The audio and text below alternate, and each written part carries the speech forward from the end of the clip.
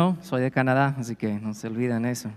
Am, Hoy iniciamos una serie navideña que se llama Un Deseo de Esperanza y vamos a estar hablando de diferentes partes de la historia navideña que son importantes para nosotros, pero no solo son historias o cuentos, sino que pasó, es historia real y debemos verla así y vivir según la verdad de que es real, pero debemos como cristianos, seguidores de Cristo, hijos de Dios, saber detalles de esta historia, no solo en la superficie de lo que muchos en el mundo saben, sino que debemos profundizar y saber más, no solo por saberlo, sino porque queremos conocer más al que vino, que es Jesús, ¿sí? Entonces vamos a orar y ahí vamos a entrar y ver nuestro tema de hoy. Cierren sus ojos, inclinen sus rostros.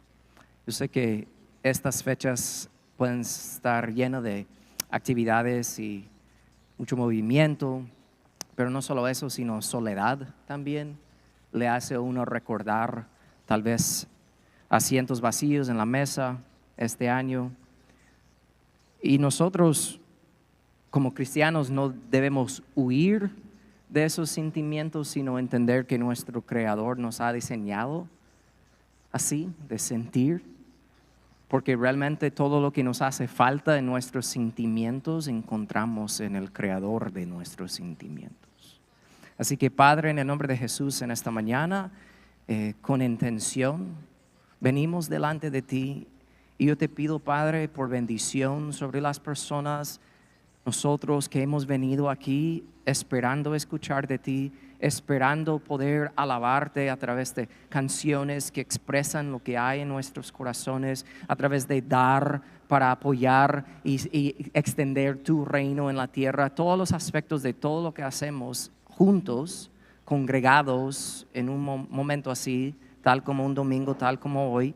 Es alabanza a ti, es adoración, pero también escuchar de tu palabra es adoración, porque adorarte es vivir glorificándote. Entonces cuando nosotros te podemos conocer más a través de tu palabra, nos ayuda a parecernos más a tu Hijo Jesús y eso te glorifica. Así que eso es nuestro anhelo esta mañana. Ayúdanos, Señor, de no caernos en el costumbre o patrón de un domingo normal, sino de apreciar y asombrarnos que podemos abrir tu palabra con libertad, entenderla y vivir según lo que tú nos enseñas de ella. Te pedimos por eso, en el nombre de Jesús, y la iglesia dice, amén. En esta serie que se llama Un Deseo de Esperanza, estamos y estaremos estudiando detalles de la historia verdadera de la Navidad. Y hay unas palabras que siempre se dicen en esta época y a veces los decimos o personas los dicen y realmente nos olvidamos o no lo decimos con la intención tras su significado, el significado de la palabra. Por ejemplo, una palabra popular empezando hoy, 1 de diciembre, es la palabra Adviento, si la has escuchado antes. Hoy muchas iglesias, muchos cristianos, muchos seguidores de Cristo empiezan un tiempo de Adviento, ¿sí? Y esa palabra Adviento significa llegada. Está hablando de la primera llegada de Jesús. En nuestra página, que al final del servicio, cuando siempre aparece el código ahí, QR, la primera pestaña ahí que saldrá ahí en esa página es un mes de devocionales de Adviento que empieza hoy. La intención es de rodearte con tu familia y sentarse en la mesa, en la sala y hacer un devocional al día hasta que lleguemos al 24 o 25, dependiendo si eres hispano o gringo, ¿verdad? Dependiendo cuando celebres la Navidad. ¿Verdad? Okay. Y de ahí termina, llegas al final y la intención es de poder apreciar lo que realmente estamos celebrando. Porque muchos decimos, Jesús es la razón, ¿verdad?, de la temporada. Pero no vivimos así. Están apresurados por comprar cosas y planificar no sé qué, no sé cuánto. Estos devocionales ayudan a disminuir la velocidad y enfocar en eso. Entonces eso va a estar ahí, al final del servicio lo verán. Adviento, llegada, primera llegada de Jesús. Navidad, muchos dicen la palabra Navidad, pero realmente hay que entender el significado. La palabra Navidad proviene del latín, que significa nacimiento. Estamos hablando del nacimiento de nuestro Salvador, Jesucristo. Entonces, hablando de esas cosas hay que entenderlas, ¿verdad? Adviento, Navidad. Pero otra palabra que tanto en el mundo no se usa para la temporada navideña, pero nosotros la debemos usar, es la palabra Mesías. La palabra Mesías significa lo siguiente: el ungido, libertador, prometido de la nación judía, profetizado en la Biblia hebrea. Lo que nosotros llamamos Biblia hebrea sería el Antiguo Testamento, ¿verdad?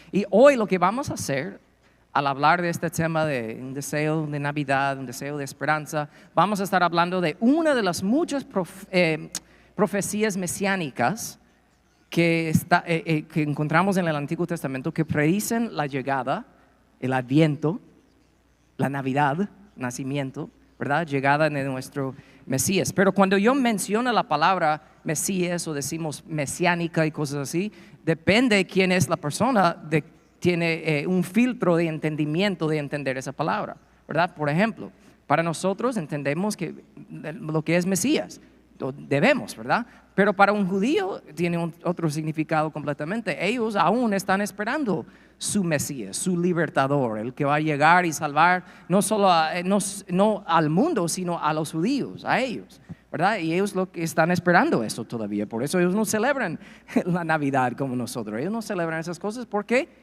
para ellos no han experimentado un adviento, ¿sí? La primera llegada. Lo están esperando todavía, pero nosotros no. Entonces, cuando hablamos de Mesías y mesiánica, esa palabra hay que entender lo que es el libertador que nosotros creemos que ya vino. Entonces, ¿cómo se llama nuestro Mesías? Jesús. Entonces hay que entender eso, hay que apreciar eso, no solo en la temporada navideña, sino todo el tiempo, pero hay que dejarlo claro: Jesús es el Mesías. Y esta mañana vamos a ver una de esas profecías que predijo específicamente el lugar del adviento, el lugar de su llegada, el lugar de Navidad, de nacimiento de nuestro Mesías. En Miqueas 5:2 dice así, es una profecía: pero tú, Belén, Éfrata, pequeña entre los clanes de Judá, de ti saldrá el que gobernará a Israel. Sus orígenes son de un pasado distante, desde tiempos antiguos. Miqueas, sin saber su nombre, él está hablando, nosotros sabemos, está hablando de Jesús. Y Miqueas profetizó sobre el lugar donde naciera Jesús, el Mesías, ¿verdad? Y hablando de esta aldea de Belén. Y también vemos en el Nuevo Testamento, en Mateo 2, en Lucas 2 y en Juan 7, que comprueban que fue cierto lo que Miqueas había profetizado. Mateo 2:1, por ejemplo, dice: Jesús nació en Belén de Judá. No es tan complicado de entender cómo Mateo pudo haber confirmado que Miqueas había profetizado el lugar de nacimiento de Jesús. ¿Saben por qué? Porque Mateo era amigo de Jesús. ¿Y sabe cómo puedes saber dónde alguien nació? A un amigo le pregunta: hey, vos, ¿dónde naciste? Y te dice: tal lugar, ¿verdad? Y eso es lo que Mateo hizo a su cuate, a su amigo, ¿verdad? Al que seguía, compartían, ministraban juntos. ¿Dónde naciste? Ok, en Belén. Lo apunto, y lo apuntó. Pero si pensamos más profundamente, Mateo específicamente, o Juan también, o Lucas, que hizo sus relatos después, que pudieron comprobar: este señor sí nació en Belén. Pero no solo eso, sino que lo crucificaron, resucitó y ascendió al cielo, y de verdad es el verdadero Mesías. Yo puedo comprobar que lo que Miqueas escribió es cierto. Sí, a veces nosotros leemos, decimos: está hablando de Jesús, y no tomamos realmente el tiempo para apreciar que eso fue una profecía que fue escrito mucho antes que llegara Jesús. Porque piensen en esto por un momento, lo maravilloso que es la palabra de Dios. Yo repito, es fácil para nosotros en nuestro contexto, hasta en este lado del mundo, no entender y apreciar lo grande que es, lo milagroso que es la palabra de Dios y la palabra que contiene. Porque ¿saben que Miqueas no solo escribió esta profecía sobre la llegada o realmente el lugar de nacimiento de Jesús un tiempecito antes de la llegada de Jesús, sino fueron 700 años antes de que naciera Jesús? Él apuntó que en Belén iba a nacer el Mesías. Entonces debemos apreciar eso, no solo porque ya sabemos esa parte de la historia. Debemos ponernos en los zapatos de aquellos que vivían tiempo atrás y decir: wow, eso se cumplió. Eso es grande, debe impactar como nosotros vemos y vivimos todas nuestras vidas, pero específicamente durante este tiempo de Navidad, de apreciar eso. Entonces, pensando en eso, pensando en todo eso, nosotros sabemos que Jesús sin duda cumplió con esa profecía, porque nació en Belén, ¿verdad? Jesús vino del cielo a Belén y nosotros recordamos y celebramos este hecho de la Navidad, porque también nosotros podemos celebrar que no solo vino del cielo a Belén, sino que vino del cielo a nuestras vidas, ¿sí? Entonces eso debe afectar lo que hacemos. Entonces vamos a ver dos detalles importantes que podemos sacar o entender del hecho que Jesús específicamente nació en Belén.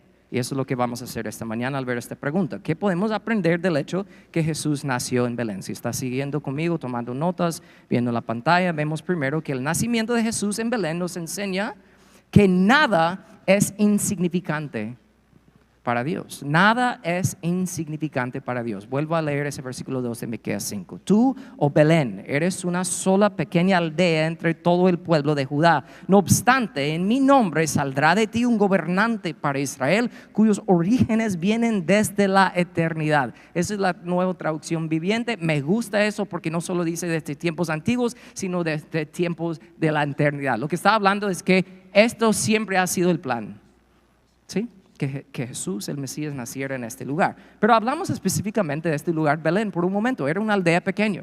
Nosotros lo conocemos porque sabemos que Jesús nació ahí, pero pongámonos en los zapatos de aquellas personas de aquellos días y mucho antes que llegara Jesús. La ciudad, o realmente la aldea de Belén, no era muy conocido realmente en esos tiempos. Sería para nosotros, no para ofender a nadie, ¿verdad? O sea, solo pensando en una aldea, ¿va? Pero comparado a la ciudad de Nueva Orleans, aquí donde nosotros vivimos, Belén sería como, no sé, no quiero ofender, La Plaza, I don't know, I'm sorry.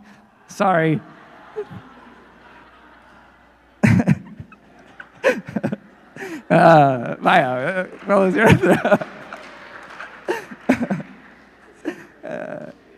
pero van a ver que buenas cosas salen de La Plaza hoy, ¿ok? Así que no se preocupen. Está bueno. Pero me van a decir, y no solo de la Plaza, ¿va? Metternich, Kenner, lo que sea. Si tú estás en Europa, ¿verdad? O digo, en el norte, en Nueva York, no sé, estás viajando y estás cenando y te pones a hablar con alguien desconocido, lo vas conociendo y te preguntan, ¿de dónde eres? Tú no vas a decir, soy de La Plaza, ¿verdad? Porque van a decir, what's that? ¿Qué es eso? ¿Verdad? ¿Qué? La place, like what place? ¿Verdad? No, o sea, vas a decir, soy de Nueva Orleans, porque es más conocido, ¿no? Entonces, más probable, la gente en aquellos tiempos no decía, yo soy de Belén, sino yo soy del área, ¿verdad? De Jerusalén, soy de Galilea, lo que sea, de lugares cercanos, pero, así que no se ofenden. Así era Belén, ¿ok? Yo me recuerdo de mi niñez, siempre íbamos al lugar donde vivían mis abuelos, que era Samson, Alabama. Nadie aquí ha escuchado de Samson, Alabama. Si alguien aquí ha escuchado eso, pues high five, porque wow. Nada pasaba ahí. Yo me recuerdo yendo ahí, nada. Lo único que yo me recuerdo de mi niñez que algo grande pasó ahí en Samson, Alabama, es que abrieron un Walmart como a 10 millas de ahí. Y la gente estaban, pero felices, todavía están acumulados ahí, me imagino, porque estaban como, wow, hay algo aquí. Entonces Belén era así, la gente decía, nada, ¿de qué? Belén es Belén, ¿ok? Entonces era una ciudad pequeña, pero vamos a ver, como los de La Plaza, ¿sí? No se ofenden. Dios utilizó ese lugar en una manera grande, ¿ok? Algo que me encanta de la historia, hablando específicamente de Belén, es que nos muestra una verdad que se ocurre una y otra vez en la Biblia. Dios utiliza a las personas más insignificantes para glorificar a Él. Lo sabemos, podemos alistar un montón de personas. Ustedes le pueden venir a la mente un montón de personajes de la Biblia. Pero vamos a ver algo que muchas veces no pensamos, que es esto. Muchas veces Dios utiliza las cosas, ¿ok?, más insignificantes para glorificar a Él. No solo las personas, sino hasta cosas. Piénsalo. El pequeño almuerzo de un niñito, ¿sí?, que Jesús utilizó para alimentar a miles, ¿verdad? Las dos monedas o blancas de la viuda que Jesús utilizó para demostrar una verdad grande, ¿sí? Pensamos en 5 piedras y una onda, ¿verdad? Algo pequeñito, algo sencillo, algo insignificante, que ahora es parte de la historia eterna de Dios, ¿sí? Lo otro que me encanta mencionar es una vara de pastor que estaba en las manos de Moisés Específicamente, una de las partes favoritas mías de la historia de Moisés no es el gran momento de partir el mar rojo o sacar agua de una roca, sino fueron sus 40 años en el desierto como un pastor, que en esos tiempos era un trabajo un poco bajo. ¿Y saben quién era su jefe? Su suegro, ¿verdad? Trabajaba por su suegro 40 años en el desierto. Había tocado fondo ese tipo. Y Dios le habla un día de una zarza ardiente, le dice: vas a ir a liberar mi pueblo en Egipto. Y Moisés empieza a poner excusas. Y delante de todas las excusas de Moisés, Dios va respondiendo, ¿verdad? Y una de las excusas que Moisés dice es que ¿quién soy yo? ¿Qué voy a decirles? Está poniendo excusas. Y Dios no le dice: haga esto, él haga lo otro, sino Dios le pregunta algo increíble a Moisés en la escritura. Dice así en Éxodo 4, versículo 2. Mira lo que dice. Entonces el Señor le preguntó a Moisés: ¿qué tienes en la mano? Una vara de pastor, contestó Moisés. Dios le está preguntando a Moisés: ¿qué tienes en la mano? Y Moisés responde: solo tengo esa vara de pastor que representa mi vida, de mi trabajo, trabajando para mi suegro. O sea, no representa absolutamente nada esta vara, ¿sí? Porque en ese tiempo, ¿dónde estaba Moisés? Estaba en el desierto, sudando, sufriendo, ¿sí? Pero esa vara, lo que Moisés tenía en su mano, Dios sabía que con esa misma vara, en el futuro, iba a partir el mar rojo, iba a sacar agua de una roca, iba a hacer muchas cosas, le iba a convertir en serpiente, un montón de cosas, ¿verdad? Entonces, ¿cuál es la verdad que nosotros debemos entender de hasta las cosas insignificantes que tú tienes en tu mano? Cuando lo pones en las manos de Dios, Dios puede hacer grandes cosas. Porque ¿saben lo que es increíble? Cuando Moisés le dice todas esas cosas a Dios, que yo no puedo, y está poniendo excusas, y al final Moisés acepta. Y cuando va en camino, la última parte de Éxodo 4, subiendo a su esposa y sus hijos en un burro para irse para Egipto, dice que llevaba con él su esposa, sus hijos, y en su mano llevaba la vara. Pero no dice solo vara. Ahora dice, llevaba en su mano la vara de Dios. Porque Moisés había aprendido: lo que es insignificante en mis manos, si lo pongo en las manos de Dios, Dios puede hacer algo grande. ¿Sí? Panes, peces, una onda, unas rocas, una vara. Siguiendo eso, ¿qué es lo que tú tienes en tus manos? ¿Cuáles habilidades, talentos, cosas que Dios te ha dado y tú piensas que no es significante? No es significante si está en tus manos, pero lo pones en las manos de Dios y va a ser algo grande. ¿Sí? Tenemos que entender eso, lo vemos una y otra vez. Entonces, volviendo a pensar en Belén, ¿sí? Que no es una persona, es una cosa, es un lugar.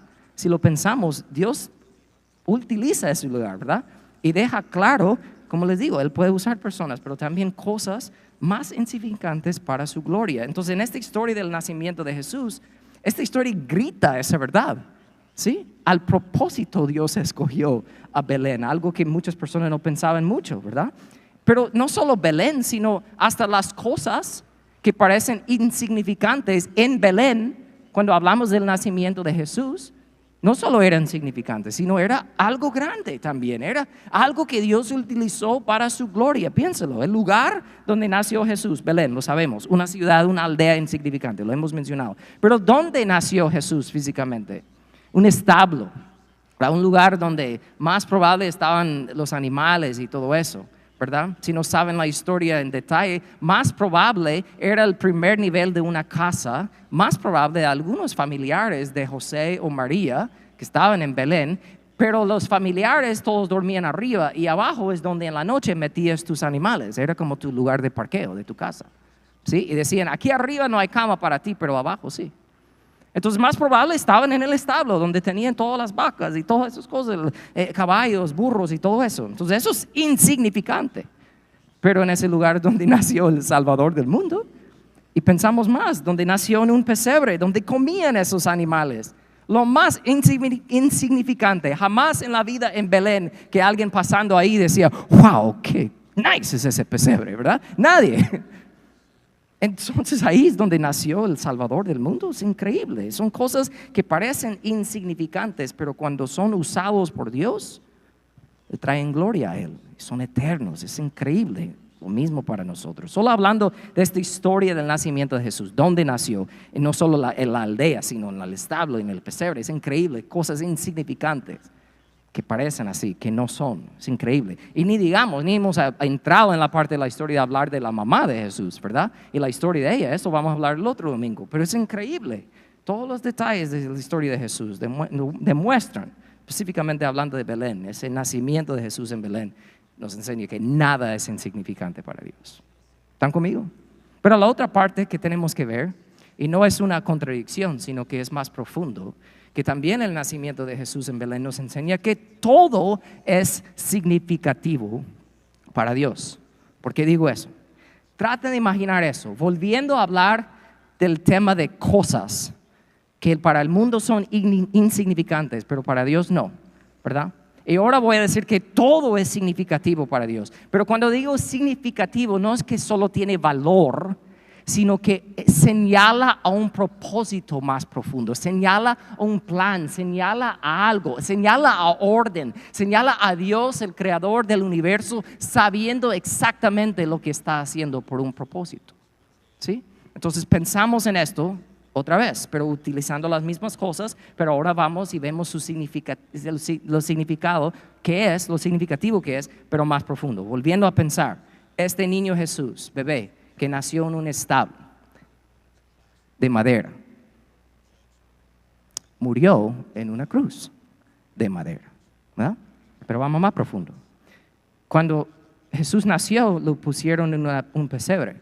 Muchos piensan en un pesebre de madera, pero no era de madera. Los pesebres no eran hechos de eso, eran hechos de piedra.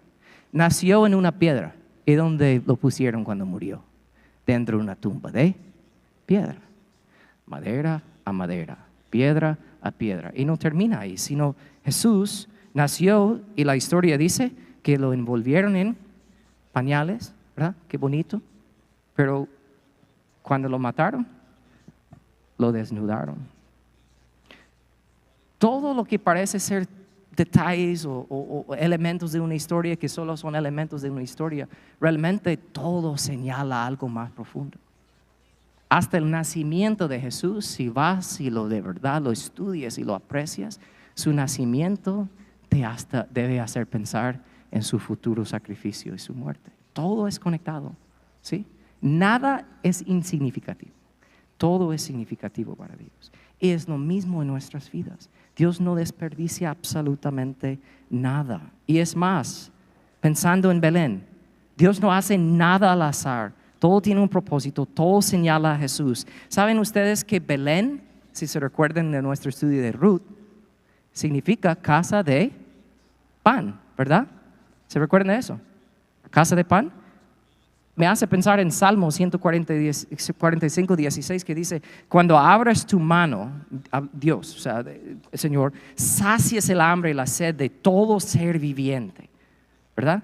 Belén significa casa de pan. Dios es el único que puede saciar el hambre y sed de todo ser viviente. Entonces no es por casualidad, sino es porque todo es significativo. Hasta el nombre y el significado del lugar de Belén, casa de pan, te debe hacer pensar en las mismas palabras de Jesús en Juan 6, cuando Él dijo, yo soy el pan de vida. El que viene a mí nunca volverá a tener hambre. El que cree en mí no tendrá sed jamás.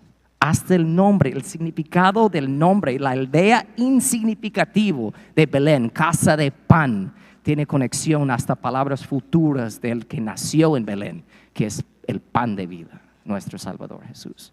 Nada es insignificativo, todo es significativo para Dios. Pero cuando yo hablo así, una de las razones que le cuesta a personas aceptar eso, o pueden tal vez aceptarlo como a nivel grande, como, ok, para Dios, Jesús, sí, pero para mi vida, o sea, yo no soy tan significativo. Es porque tú crees que te conoces y tú dices, ay, pero tú no sabes lo que yo hago, no sabes lo que yo pienso, no sabes los errores que he cometido hoy, tal vez lo que voy a cometer en el futuro, no.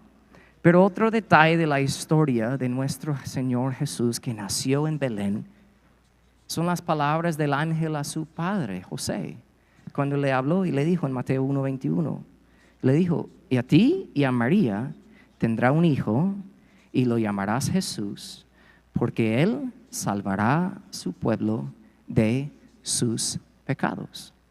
Cuando yo pienso en la excusa de pecado en la vida de uno y que eso sea la razón que yo no puedo ser significativo para Dios, sí, es una excusa que muchos usan, me viene a la mente el ejemplo de un gran pecador de la palabra, el rey David.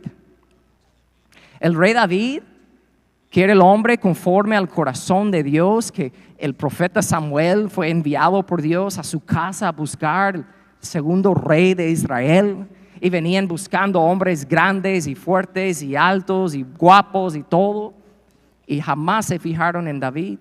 Pero David era el que tenía el corazón conforme a su creador, y por eso él fue escogido. Pero David realmente no fue el mejor rey, ni fue el mejor hombre, ni esposo, ni padre. Tenía una familia disfuncional. Y ustedes saben la historia. Ese hombre que era rey, que debía de haber estado en la guerra peleando con sus soldados como un buen líder, se quedó en la casa, y por estar perezoso en la casa vio una mujer bañándose en el techo por la ventana, fue a acostarse con ella, la dejó embarazada. Cuando se dio cuenta que estaba embarazada, mandó a traer su esposo, que era un soldado peleando para protegerle a él mismo en el campo. Y cuando ese hombre, el esposo verdadero de esa mujer, ni quiso acostarse con su esposa para poder dejarla, dijo, ok, entonces fue el hijo de él, aunque solo David y ella sabría. Ni quiso hacer eso porque dijo, no, mis hombres, mis hermanos están peleando en la batalla, en la batalla yo me duermo afuera, ni quiero estar con mi esposa porque no.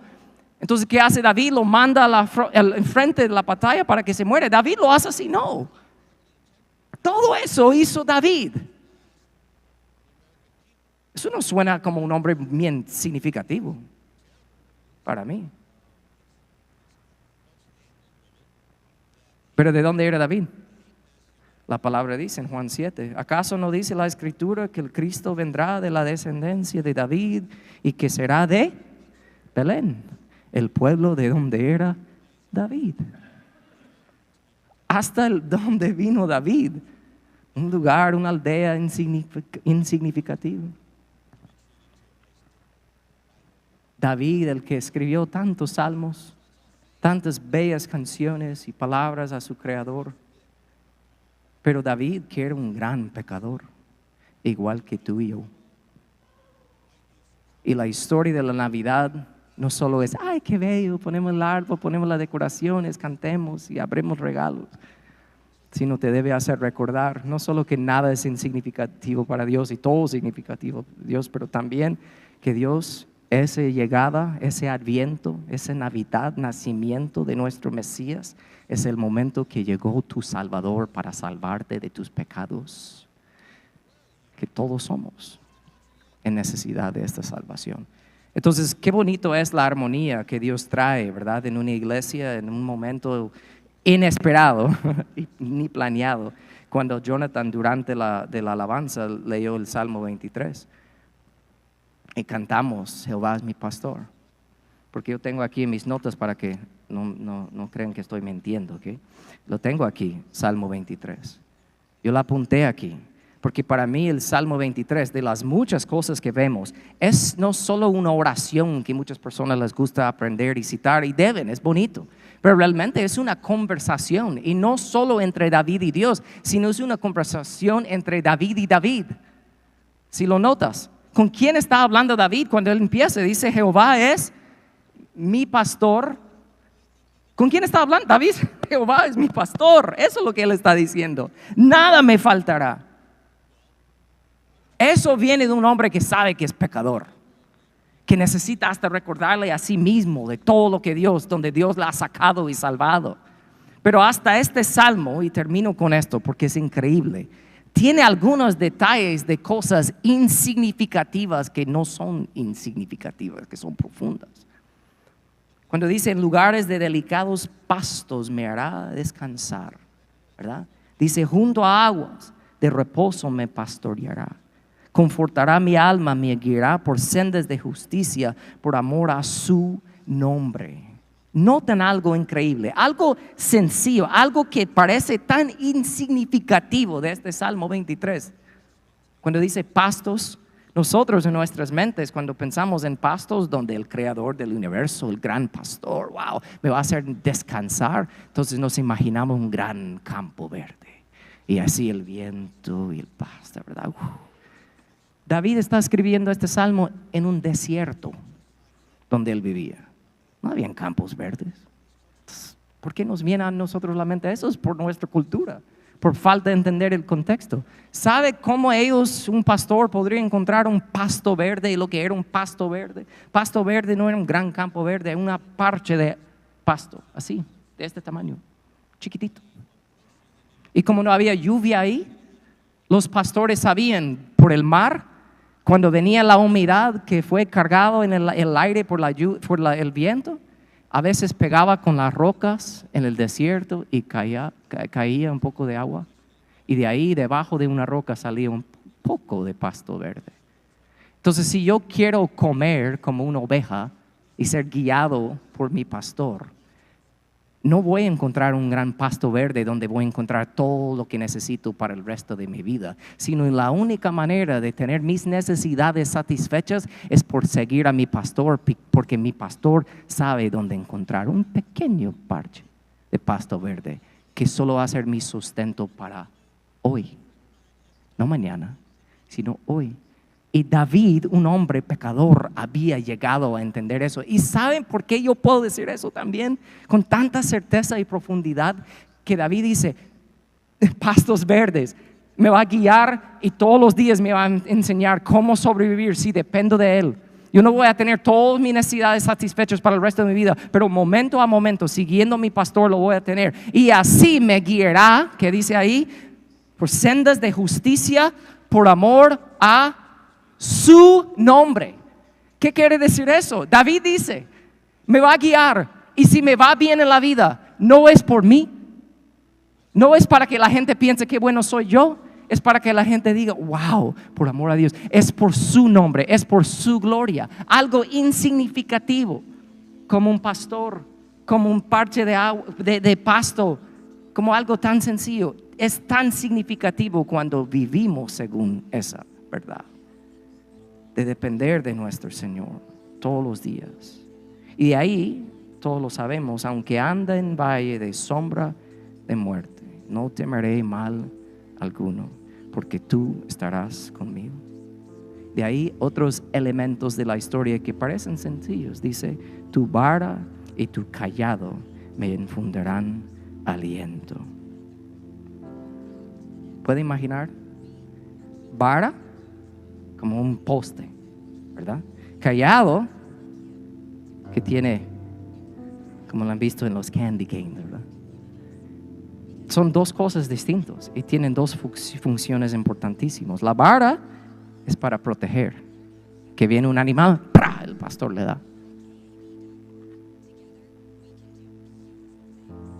El cayado es para guiar. Oveja, vas por el mal camino, ven para acá. Algo tan sencillo que está escrito aquí. Cosas que parecen tan insignificantes, solo cosas. Yo no sé dónde estaría yo sin la vara y el cayado de mi pastor. Y quizás es la palabra que parece más chiquita y más insignificante de todo este salmo escrito por David, pero lo encontramos en las primeras palabras, cuando dice, Jehová es mi pastor.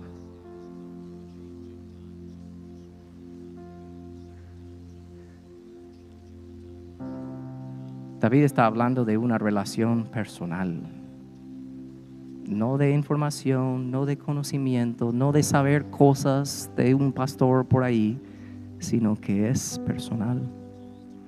Y aunque David, siendo un gran pecador, quizás para muchos un fracaso en muchos aspectos como esposo, como padre, David pudo decir y escribir estas palabras porque Jehová es el pastor de él. La pregunta es, cuando hablamos de la Navidad, Adviento, nacimiento, todo. Y hablamos de cosas insignificativas que no son, y cosas que de verdad parecen insignificativas, pero tienen un significado profundo. Todo eso suena bonito, pero no puede ser real o aplicable para tu vida si no es personal. Si Dios solo es un Dios por ahí que crees que existe. David, aunque era un gran pecador, pudo escribir: Jehová es mi pastor. Entonces la pregunta es, ¿tú puedes decir lo mismo?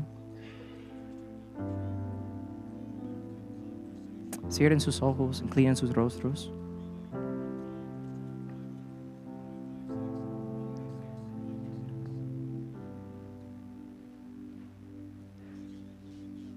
No sé, porque cada año es diferente y pasan cosas, pero nunca quiero caerme en la rutina de decir lo mismo solo porque nos toca la temporada navideña, hay que decir ciertas cosas. Entonces lo que voy a decir ahorita, me imagino que lo he dicho antes y lo sentía con todo mi corazón decirlo, y lo digo otra vez ahorita.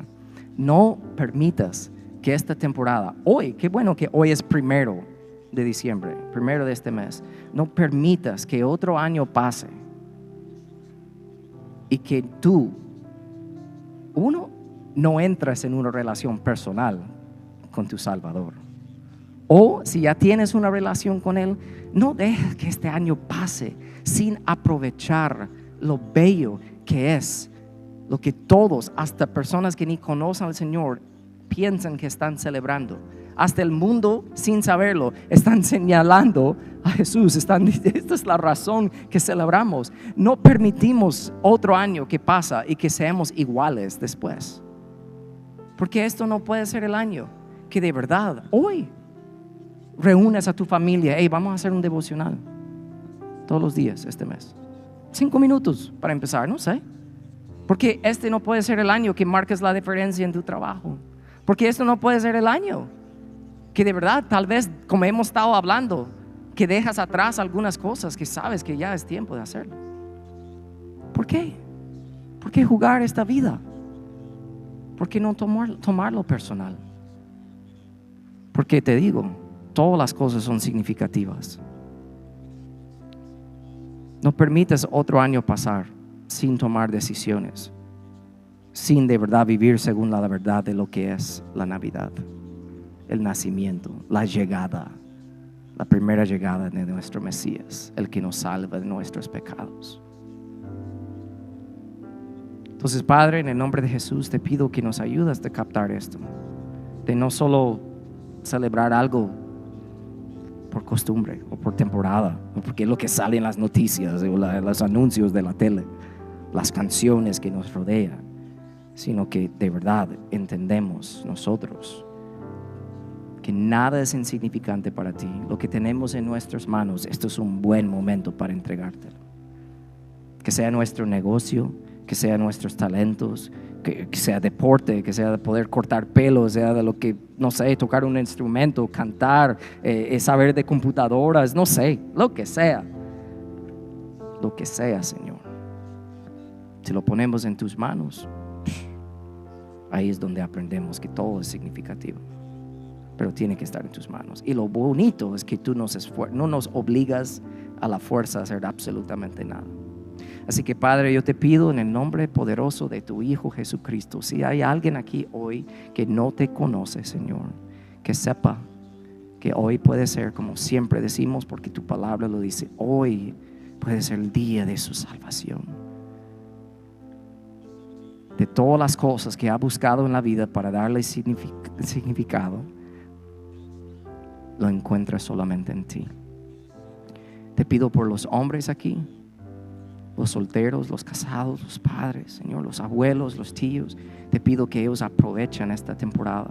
Si van a estar rodeados de familiares, que sean luz en sus hogares, sean luz en otros hogares de otras personas. Por las mujeres aquí, Señor, por cada persona, madre, tías, hermanas, que sea, Señor, que aprovechemos, Señor, los momentos que nos regales para intercambiar y interactuar con personas que quizás en otras épocas del año no vamos a ver. que sintamos realmente el peso de ser enviados de nuestra iglesia como misioneros a nuestros trabajos, a nuestros hogares, afuera de aquí. Te pido por eso, Señor, no con emoción, sino con convicción de tu Espíritu Santo. Te lo pido en el nombre de Jesús.